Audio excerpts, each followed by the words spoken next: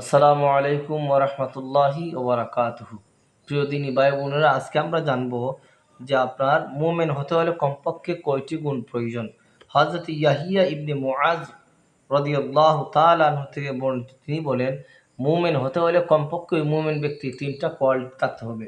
এক নম্বর হচ্ছে, মানুষের উপকার করতে না পারলেও তার কোনো ক্ষতি করা যাবে না, তার কোনো ক্ষতি করবে না।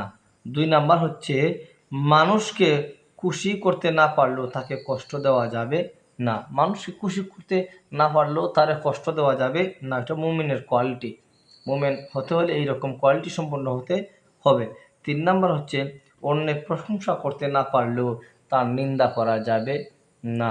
আসুন আমরা এই তিনটা আমল করি আর নিজেকে মুমিন হিসাবে আল্লাহ তাআলার দরবারে তুলে ধরি। আল্লাহ সুবহানাহু ওয়া তাআলা আমাদের প্রত্যেককে যেন মুমিন মুসলমান হিসেবে কবুল করেন।